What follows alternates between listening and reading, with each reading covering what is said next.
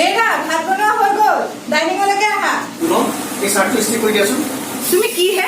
মই ৰাতিপুৱাৰ পৰা কাম কৰি থকা তুমি দেখা নাই কি বুলি ভাবিছা তুমি মোক তোমাৰ চাকৰণী বুলি ভাবিছা নেকি আৰে তোমাক কেতিয়া ক'লো তুমি চাকৰণী বুলি তোমাৰ ব্যৱহাৰে কৰে সিটো কৰা মই কিবা যন্ত্ৰ নেকি তোমাৰ কি হৈছে কিয় তেনেকৈ কৈছা সাধাৰণ চাৰ্ট এটা ইস্ত্ৰি কৰিবলৈ দিওঁতে মোক ইমান কথা শুনা না তুমি কি ভাবিছা মোক তুমি পাগল হোৱা নাইতো মই অফিচ যোৱাৰ সময়ত এইবোৰ আজে বাজে কথা নক'বা অফিচলৈ যাবলৈতো শান্তি দিয়া কি ক'লা মই এতিয়া অশান্তি দিলো মোৰ অশান্তি দি তুমি অফিচত শান্তি ল'বলৈ যাবা কি ক'লা তুমি ইমান ৰঙা চকু দেখুৱাইছা যে কি মাৰিবা নেকি মোক মাৰা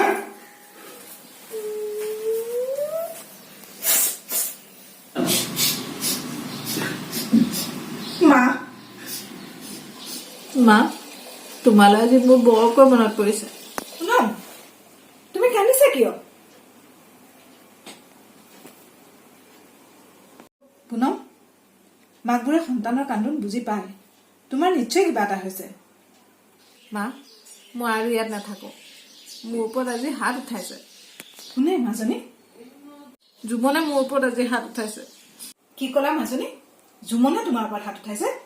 তেতিয়াহ'লে তুমি আৰু তাত এক পলো থাকিব নালাগে যেনেকে আছা তেনেকে তালি টোপোলা বান্ধি ঘৰলৈ গুচি আহা কি হ'ল মাজনী নোকোৱা কিয় তুমি শুনি থকা নাই জানো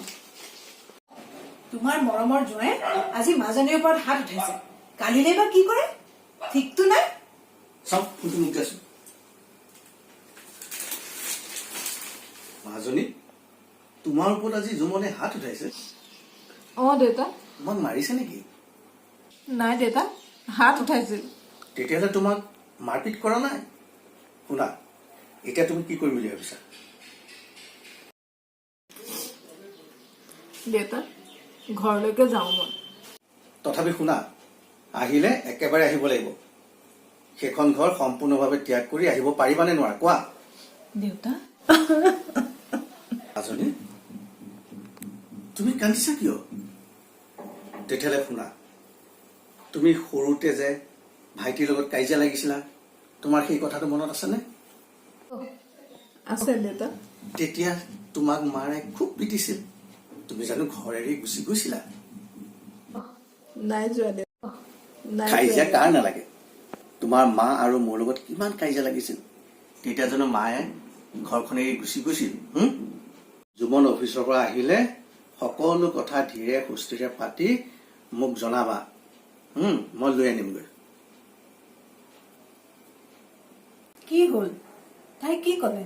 জানো তাইৰ কি হ'ল ফোনটো দেখোন কাটি দিলে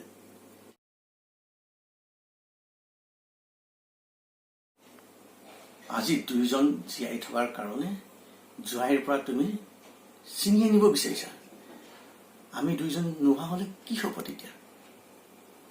তথাপি জীয়াই থাকোতে ছোৱালীজনীক মৰিবলৈ দিব নোৱাৰো নহয় শুনা সৰুতে মাজনী চোতালত পৰোঁতে মই উঠাবলৈ গৈছিলোঁ তুমি কিন্তু মোক বাধা দিছিলা কৈছিলা আজি যদি তুমি উঠাই দিয়া আকৌ তোমাক বিচাৰিব মই তোমাৰ কথাত মান্তি হৈ সেই মাজনীক মই উঠাই দিয়া নাছিলোঁ সেইষাৰ কথা জানো তুমি কোৱা নাছিলা অঁ ময়ে কৈছিলো ঠিক সেইদৰে আজি মই তাইক কৈছোঁ সিদ্ধান্ত তাইৰ ওপৰত তুমি মাথো ধৈৰ্য ধৰা মই সেইদিনা ধৰাৰ দৰে কি হ'ল আজি সোনকালে আহিলা যে গাটো ভাল লগা নাই সেইকাৰণে গুচি আহিলোঁ কি গা বেয়া ৰ'বা তেতিয়াহ'লে প্ৰথমে চাহ একাপ খাই লোৱা নালাগে দিয়া ঘৰ পালোহি যেতিয়া ভাল হৈ যাব মাথো আজি ৰাতিপুৱা ঘটনাটোৰ কাৰণে মোক ক্ষমা কৰি দিবা নহয় জুমন মইহে তোমাক ক্ষমা খুজিব লাগে মই খঙতে বহুত কথা কৈ পেলালো বেয়া নাপাবা মোক ক্ষমা কৰি দিবানে নাই নাই মোকে ক্ষমা দিব লাগিব ঘৰখনৰ ভিতৰত কিমান কাম থাকে আমি পুৰুষবোৰে গমেই নাপাওঁ জুমন তোমাক মনত কিমান কষ্ট দিলো মই নিজকে ধিক্কাৰ দিছো আজিৰ পৰা তোমাক তেনেকুৱা ব্যৱহাৰ কেতিয়াও নকৰো ঠিক আছে ভুলটো আমি দুয়োৱে বুজিলো যেতিয়া একো নাই হেল্ল' মা সকলো ঠিকেই আছে নে মাজনী মা চব নৰ্মেল মাত্ৰ জুমনো আজি সোনকালে অফিচৰ পৰা আহিল। মা নমস্কাৰ, আমি দুয়ো ভালে আছো। ভগৱানে তোমালোক দুয়োকে কুশলে ৰাখক। মা ৰাখিছো দিয়া এতিয়া। জুমন, তুমি মুখ হাতখন ধুই লোৱা, মই চাহ একাপ বনাম। হ'ব।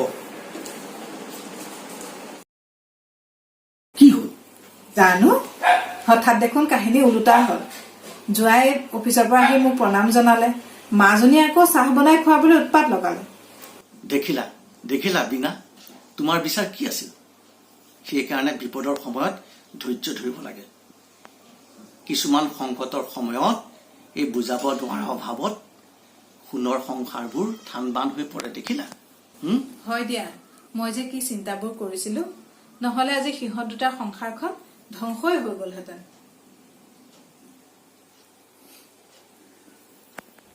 সেইকাৰণে বিপদৰ সময়ত ধৈৰ্য ধৰাটো